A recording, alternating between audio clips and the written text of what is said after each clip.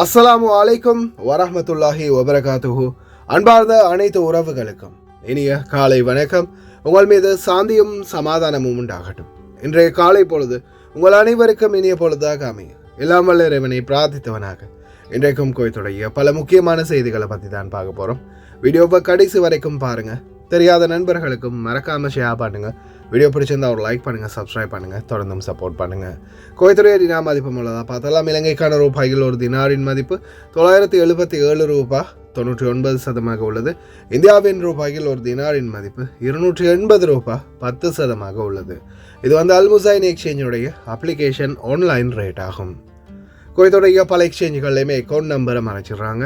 இதை பற்றியும் உங்களுக்கு தொடர்ந்துமே தெரிய தராது. நீங்கள் ஏதாவது ஒரு புதிய எக்ஸ்சேஞ்சுக்கு பழைய பற்றுச்சீட்டோட போகிறீங்களா இருந்தால் நிச்சயமாக அதில் அக்கௌண்ட் நம்பர் இருக்கா அப்படின்றத செக் பண்ணிக்கோங்க. அப்படி இல்லாத பட்சத்தில் எழுதிட்டு போனாலும் பிழை இல்லாத அக்கௌண்ட் நம்பர் எழுதிட்டு போங்க. ஏதாவது ஒரு நம்பர் பிழைத்தாலும் கூட உங்களுடைய பணம் நாட்டுக்கு போய் சேராது. அந்த பணத்தை திரும்ப பெறணுமா இருந்தாலும் ரொம்ப நாட்களாகும், மறுபடியும் கட்டணம் செலுத்த வரும். அதே போல் எக்ஸ்சேஞ்சுகளில் பணம் அனுப்பி முடித்ததும் மறக்காமல் பட்டுச்சீட்டை செக் பண்ணி பாருங்கள். எல்லா டீட்டெயில்ஸும் சரியாக இருக்குதாங்க. ஏன்னா நீங்கள் சரியான டீட்டெயில்ஸ் கொடுத்தாலும் எக்ஸ்சேஞ்சில் வேலை பார்க்குறவங்க பிளவுறதுக்கும் வாய்ப்பு இருக்குது. முடிந்த வரைக்கும் நீங்களும் உங்களுடைய கஷ்டப்பட்டு சம்பாதிக்கக்கூடிய பணத்தை நல்ல எக்ஸ்சேஞ்சுகள் மூலம் அனுப்புங்க. குவைத்துடைய தங்க விலையை பார்த்தரலாம். 1 கிராம் 18 கேரட் தங்கத்தின் விலை 24 தினார் 909 ஃபேல்ஸ். 1 கிராம் 21 கேரட் தங்கத்தின் விலை 29 தினார் 61 ஃபேல்ஸ். 1 கிராம் 22 கேரட் தங்கத்தின் விலை 30 தினார் 455 ஃபேல்ஸ். 1 கிராம் 24 கேரட் தூய தங்கத்தின் விலை 33 தினார் 212 ஃபேல்ஸ். குவைத்துடைய தங்க விலையும் மறுபடியும் பார்த்தீங்கன்னா படிப்படியாகவே அதிகரித்து வருது. கடந்த நாட்களில் விட தற்போதைக்கு 1.5 தினாருக்கு மேலே அதிகரிச்சிருக்குது. ஜஹரா பகுதிகளில் துயர சம்பவம். பணிப்பெண் ஒருவரை வாகனத்தால் மோதிவிட்டு தப்பி ஓடிய நபர் 3 நாட்களுக்கு பிறகு மரணம். குவைத்துடைய மன்னர் விசேட பயணம். கோஹர் அப்துல்லா மீண்டும் கோரதாண்டவம் ஆடுமா? இதோ 4வது ரிங் சாலை திறக்கப்பட்டது. டிரைவிங் லைசன்ஸ் இல்லாது 184 பேர் கைது. குடிபோதையில் வெளிநாட்டவர் கைது. மேத் மீன்களுக்கு அதிகபட்ச விலை தற்போது குவைத்தில். எங்கே அதிகமான டிராஃபிக் ஜாம்? பார்க்கலாம் அனைத்து தகவல்களையும். கோஹர் அப்துல்லா இதுவும் ஒரு பார்த்திங்கன்னா சுத்திகரிப்பு நிலையம் உருவாக்கக்கூடிய ஒரு சிறிய நிலம். மேப்பில் ஜூம் பண்ணி பார்த்தா கூட அந்த நிலப்பரப்பு விளங்காது. அந்த அளவுக்கு ஒரு சிறிய பகுதி. இந்த பகுதி ஈராக் மற்றும் குவைத் எல்லைக்குட்பட்டு இருக்குது.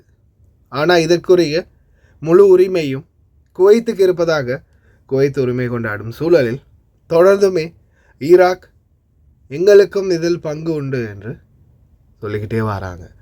ஆரம்பத்தில் அல்துர்ரா ஃபீல்டில் பார்த்திங்கன்னா சவுதி அரேபியாவுக்கும் குவைத்துக்கு மட்டும்தான் பங்கு இருக்குது அப்படின்னு சொல்லும்போது ஈரான் எங்களுக்கும் இருக்குது அப்படின்னு சொன்னாங்க.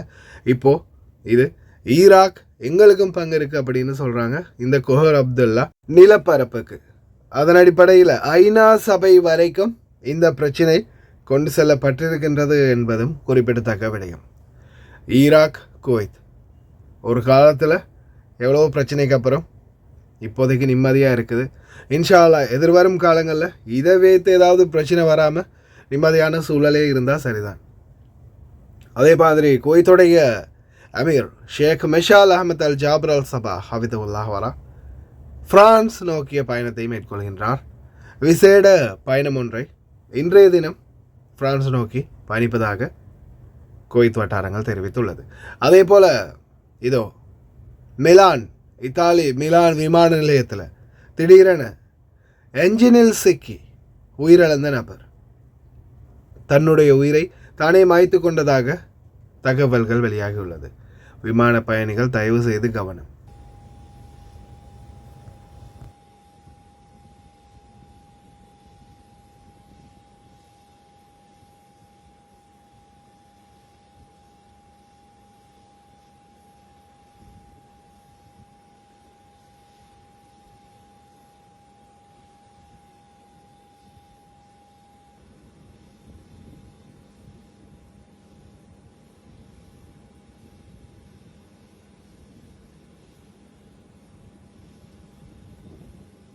ஜஹரா பகுதிகளில் பணிப்பெண் ஒருவர் உயிரிழந்த துயர சம்பவம். வீதியை கடக்க முற்படும் போது வாகனத்தால் மோதிவிட்டு தப்பி ஓடிய நபர் 3 நாட்கள் தீவிர சிகிச்சைக்கு பிறகு உயிரிழந்த துயரம். தொடர்ந்துமே பார்த்தீங்கன்னா இது 1 by 1 வரக்கூடியது எல்லாமே அந்த ரிலேட்டட் நியூஸ் தான். ஹிட் அண்ட் ரன் வாகனத்தால் அடித்து விட்டுட்டு தப்பி ஓடியது. வீதிகளை கடக்கும்போது தயவு செய்து ரொம்ப கவனம்.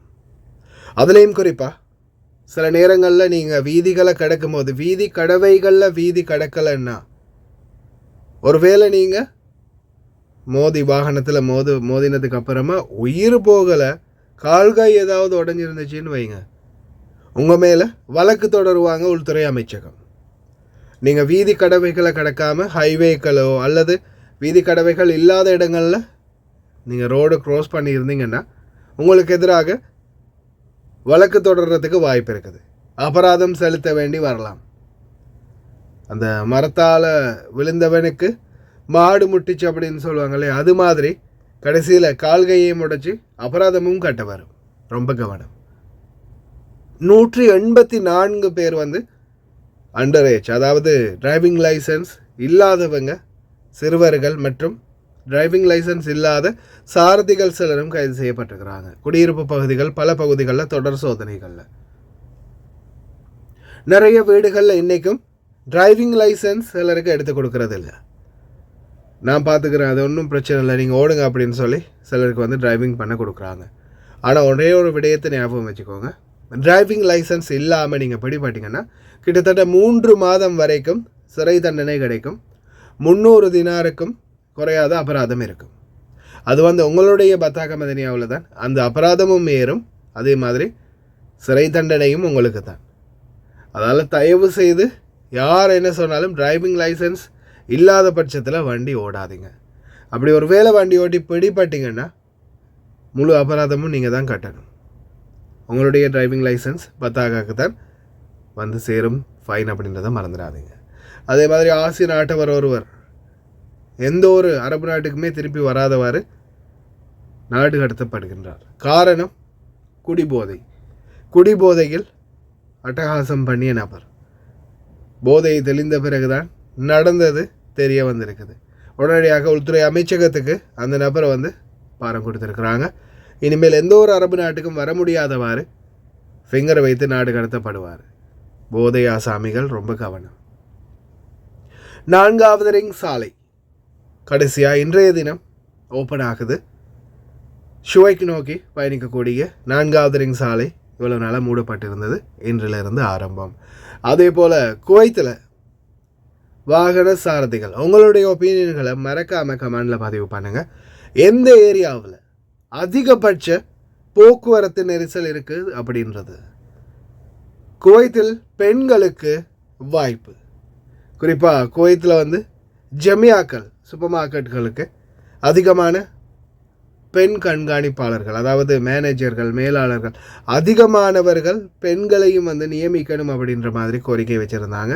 இந்த வகையில் தற்போது ஆல்ரெடியே பார்த்திங்கன்னா குவைத்தில் குடியுரிமை சட்டம் இது சம்பந்தமான கமிட்டியிலையும் பெண்களை நியமிச்சிருக்கிறாங்க. இப்போது ஜமியாக்களில் கூட பெண்களுக்கான அங்கீகாரம் வழங்கப்படுகின்றது. மீனவர்கள் மற்றும் மீன் சந்தைகளில் புதிய சட்டங்கள் விரைவில். இஷ்டத்துக்கு போய் ஒவ்வொருத்தரும் மீன் ஏலத்தில் விடுறதோ இல்லை மீன் வியாபாரம் பண்ணுறதோ நடத்த முடியாது. அதே போல் குவைத்தில் இப்போ மீனுடைய விலைகளும் அதிகரித்து வருது. அதுலேயும் குறிப்பாக மேத் மீனுடைய விலை சரமாரியாக அதிகரித்து வருது. கிட்டத்தட்ட 90 தினார் வரைக்கும் அதிகரிச்சு இருக்குது. 43 44 45 46 47 48 49 على 50 على 50 51 52 53 54 55 56 57 58 59 59 60 60 61 62 62 63 64 64 أبيع هنا 5 6 7 8 9 70 1 2 3 4 5 6 7 8 9 80 1 اثنين ثلاثة أربعة خمسة ستة سبعة ثمانية تسعة 90 90 90 90 90